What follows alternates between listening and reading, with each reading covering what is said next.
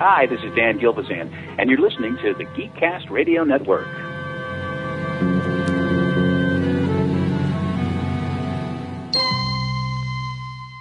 You've just jumped inside the pull bag. Join TFG1Mike and the rest of the comic reading crew here at the GCRN as they make their great escape into comics. From DC, Marvel, IDW, Boom Studios, Zenoscope, and more, we have everything you want to read right here. Transformers comics? Yeah, we cover that. He-Man? Yeah, sure. DC superheroes like Batman, Batgirl, Nightwing, and Batman Beyond? Yep, we have those too. How about TMNT from IDW and I Hate Fairyland from Image Comics? Yeah, we have all that here. Plus, so much more. It's all inside the pull bag here on the Geekcast Radio Network. So without any further ado, it's time to talk about the comics we are reading right now here inside the pull bag.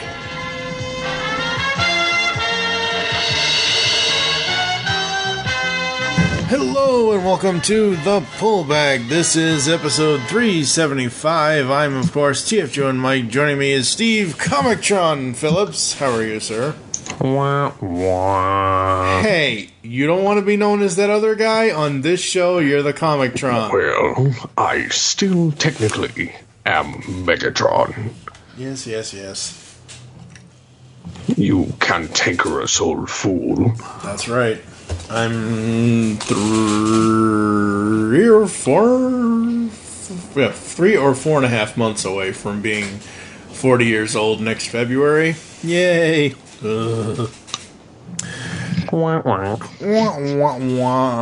And tonight we're talking about the 375th episode. That's right, 370. Yeah, 370. I gotta say that right. We are talking about the IDW publishing crossover event, Star Trek versus Transformers.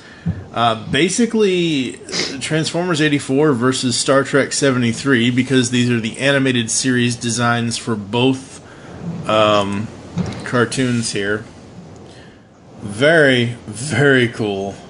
I thought these designs were great. I thought the story was kind of predictable, but most of those animated series plots are kind of predictable. Yeah, I mean, any of the animated series kind of are, but I liked the way that they meshed them together. Mm-hmm. And before we get too far into this, John Barber and Mike Johnson are the writers on this. John Barber has written a lot of stuff for Transformers and IDW's 14-year history with the franchise. Mike Johnson does a lot of the Star Trek stuff that they do. Philip Murphy is on art for issues 1, 2, 4, and 5. And Jack Lawrence did art for number 3. Colors are done by Priscilla Tramontano, Leonardo Ito, and Josh Burcham. Letters done by Krista Meisner.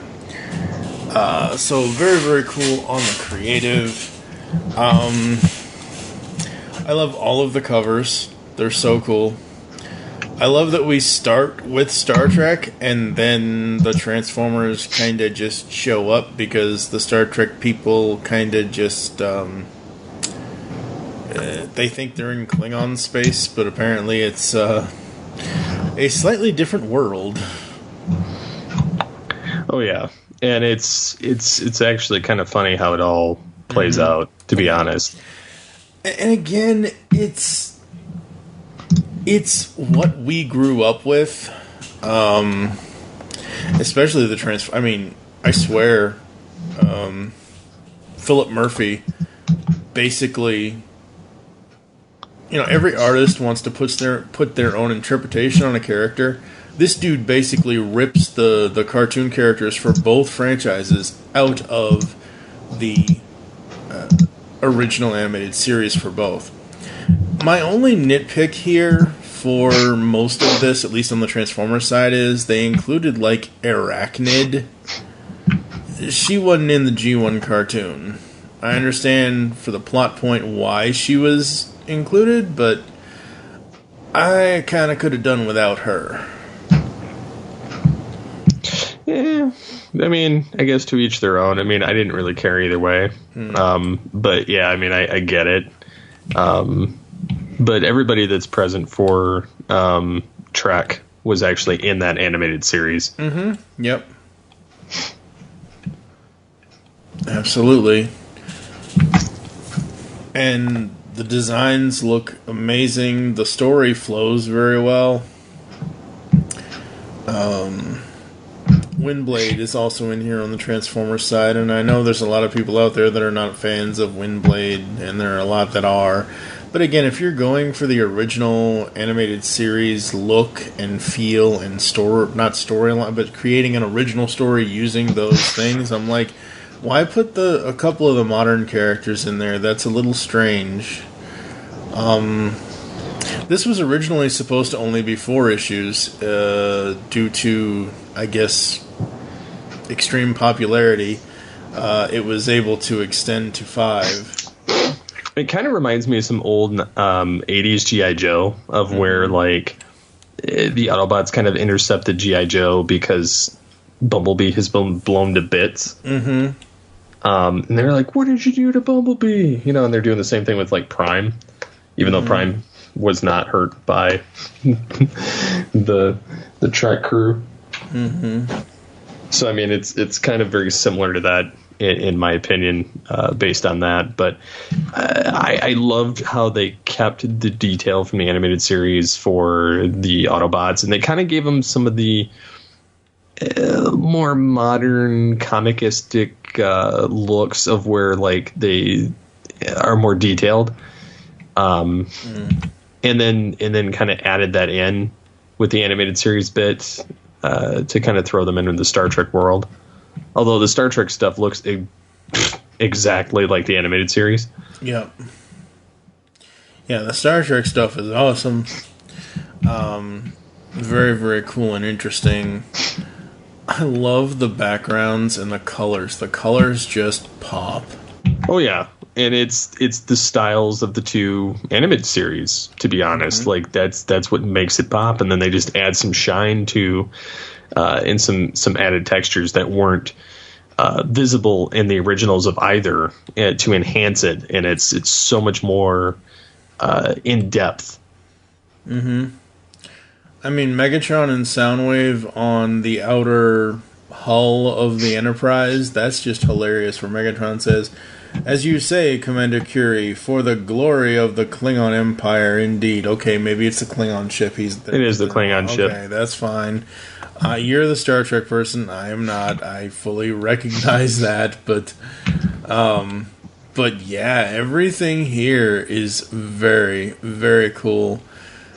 I'm normally not a fan of multiple writers on things, but I think both John Barber and Mike Johnson do a excellent job of, basically, John's writing the Transformers side and Mike is writing the Star Trek side. I assume, I don't know, I wasn't a fly on the wall when they were doing their writing.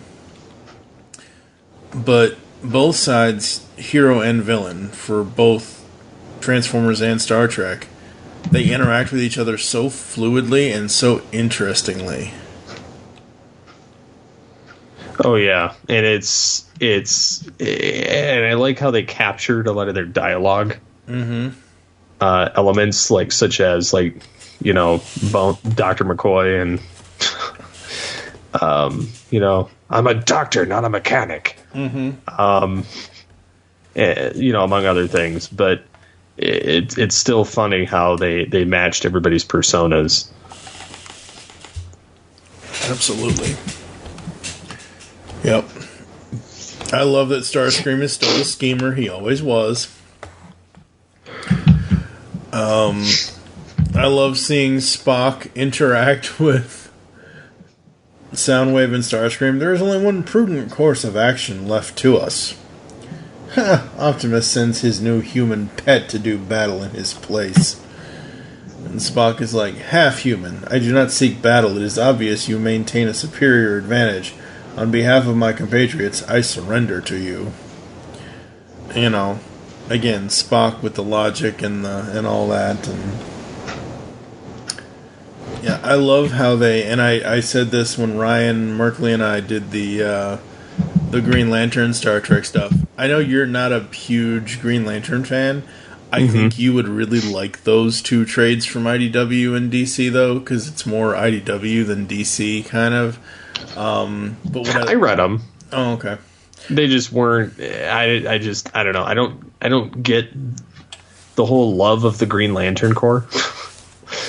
I like certain characters. I like certain characters, but like honestly, I feel like Green Lantern has been shoved down the comics world's throat, so I just can't stand it anymore.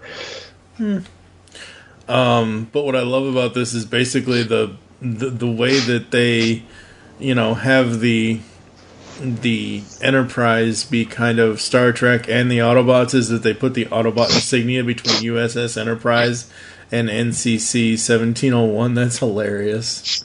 I like how they cloned it. Yep, that was cool too. And then they have it, battling the Klingon ship, which is Triptychon, and then this Enterprise is the bridge is makeshift to the Enterprise, along with a few other subtle nods. But it's bigger because it has to be Fortress Maximus or Fortress Tiberius. Although Kirk is constantly trying to suppress Fortress Maximus. Yeah, that was the one thing I felt was a little difficult for me is Kirk in this mental, like, almost Autobot Spike-like kind of thing, trying to figure this all out. I thought that was a little strange. I really, really did. Before in one of the G.I. Joe comics. And then the Enterprise transforms, really... Like you said, Fortress Tiberius. Little silly, but again, think of where these come from. This is not to just sell toys at this point, or even back then. This is, hey, let's make a cartoon series, at least in Star Trek's case, because obviously they had already had the original series, but, in Transformers' case, it's like, well, we gotta figure out a way to have Kirk and whatever cross over into our world, so let's make a whole new Transformer. Hey, it works. I mean, at some point, they've got to do a Transformers versus Batman. And the Batmobile transforms. Don't do that to me. Stop They've actually had animate stuff, so yeah, absolutely. I love Megatron. Disappearing into thin air won't hide you from my vengeance. Carrie, this is your doing. We were allies. Honor demands. You let Starscream get your cloaking device. What's funny is, going back to Fortress Tiberius punching Triptychon, the way that he punched him is a Star Trek. It's like a signature Star Trek punching move, like where they do the double fist, like smash into the face. It's funny because they even caught that nuance. Yeah, very cool. Yeah, that's the one thing. And there's many other things as well. The attention to detail of, like you said, the nuances and everything else, all of it works well.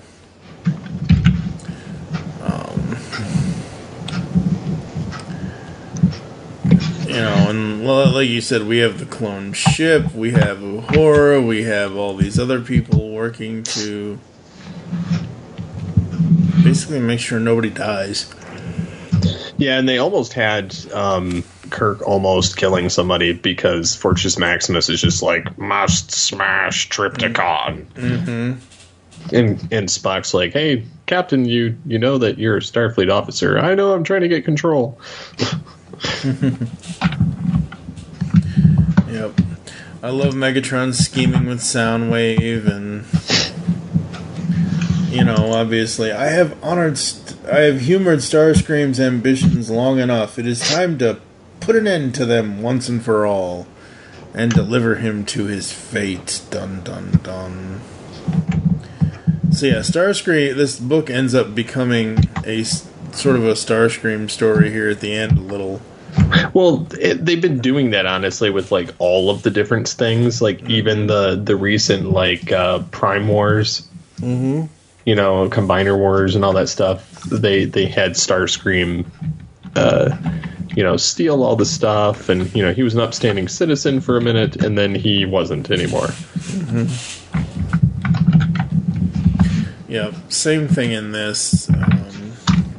Again, love the visuals, love the, you know, Starscream where it says, "You have never heard anyone more serious. You will do my bidding, or you and your people will die." Starscream can be threatening, but here I just find him comical. Like, you know, again, and I can hear Chris Latta's voice in my head where he's like, "Ow, hey, that hurts, quit it." Well, what's funny about this is, you know, the Klingons are always about trying to one-up and kill each other to become emperor or leader. And it's funny that he's just like, "Smash, meet your new ruler, Emperor Starscream the First." You know, and he just sits there like, "Oh, look at me, I'm going to gloat." Which is what Klingons do, too. Yep. Was there anything in this that you didn't particularly care for? Was there any moments between the Transformers or Star Trek that just didn't sit right with you? Not really, other than, like, Kirk basically running the Enterprise with a brain console. Although, it's funny because I've been watching a lot of Trek, like TNG, TOS, DS9, Voyager, and even some Enterprise, like just jumping between episodes, either ones that I really enjoyed or ones that I just don't remember ever seeing. And there was one where Barclay gets zapped while he's on a shuttlecraft and gets like insane mind powers. And in order to boost efficiency and save the ship, it later turns out he's possessed by another alien, but it turns out that he kind of hooks himself up into this weird mental array, kind of what Kirk's wearing there on the holodeck, and is able to control the entire starship. So it kind of reminds me of that in this sense, but if I hadn't have seen that episode, that would have been the most bizarre thing I've seen. Yeah. I think the strangest, like, all of the lines I can hear Frank Welker, Peter Cullen, whomever did the Trek voice acting from the animated series for Trek, I can hear all of those characters in my head, except at the very end, and this is not going to, like, me take a point off or anything for it, but when they end the story, "Indeed we do. Well, keep that hailing frequency wide open. Now, if you'll forgive me, I'll say goodbye with a twist on my first officer's preferred saying. Live long, Autobots," and roll out. I rolled my eyes at that ending. Pretty dumb. Yeah. Don't mix the catchphrase. Sometimes it works, and sometimes it doesn't. And like I said, I just rolled my eyes at it. It wasn't like I was upset about it. It wasn't like, again, I'm not going to take points off for it or anything like that. It was just a little bit too corny. And I am a very cornball type person. I do a lot of corny crap, folks, and that was a little bit much for me. There was a little bit of cornbread there. Any other thoughts on this? Do you want to see more Star Trek Transformers crossovers, whether it's this style or other styles? I honestly was fine with what they gave us here. Like, I wouldn't mind returning to it. Okay, cool. Yeah, I'm the same way. I really enjoyed it. I thought it was great. I thought it was cool how the Decepticons, started working with the Klingons and everything else. But the Decepticons are always, schemers, as they are. Same thing with the Autobots. I love how they came to help Optimus Prime, the Kirk and the crew, and all of that. I'm trying to remember because I don't remember off the top of my head. Did Scotty do any kind of "I can't bloody do it, Captain"? He had a moment. Yeah, that's what I figured. I just can't remember off the top of my head. But they used more of a Scottish ism than instead of a Scottyism. Mm-hmm. So it was a little bit different. Very cool, very cool. What would you rate this 0 to 5? I'd probably give it a 5. I really enjoyed it. I didn't really find anything I disliked about it. The storyline was very cohesive. The way that they tied the two universes together, the art was great. The dialogue, the attention to detail. So I would definitely give it a 5. I am right there with you, even though I have a couple of reservations on it. It is still very, very cool. I'm so glad they did it. Philip Murphy's art is amazing. John Barber on writing, Mike Johnson on writing, did a really good job blending and making sure that the story and the character traits from both sides shone through brilliantly. I thought that was really, really cool. I can't wait to see what IDW does next. And I've said that on the other Star Trek crossover things that Ryan and I did with Green Lantern as well, if they ever go back to that. So, I know this is kind of a short episode, folks. These are kind of most likely going to be short episodes for the rest of October. Coming up next, we've got the Edge of Spider-Verse. So, Ryan Merkley, Jonathan Tadarian, and I will be doing that. After that, Joe Reed and I tackle Superman Year 1, Number 2. And then to end October, Ryan and I go back to the Star Wars Marvel Universe, the 2015 Star Wars series written by Jason Aaron. We're going to cover volumes 1 and 2 in episode 377. So that's coming up here on the Pull Bag. Where can the people find you online, sir? And is there anything else you want to pimp out? They can find me on the Twitters at SCP21, and nothing major yet. But there will be some awesome stuff coming. Very cool, very cool, very cool. Make your great escape into comics, and we will catch you next time, folks, here inside the Pull Bag. Teamwork.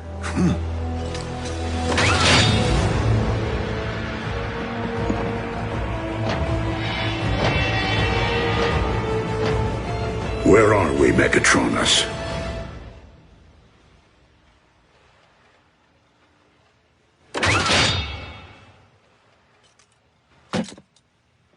Don't you remember, old friend? You've just heard the latest episode of The Pull Bag, the GCRN's first comic review and discussion podcast. There are several ways to get in touch with us and leave feedback for the show. You can visit the website, geekcastradio.com, where you can comment on the episode and all of our different podcasts. You can rate and leave a review for the show on iTunes. Be sure to leave us feedback. Become a fan of us on Facebook, facebook.com/thepullbag. Send us an email, feedback at geekcastradio.com. Follow us on Twitter at thepullbag and at geekcastradio. So until next time, make your great escape into comics and unleash the geek in you.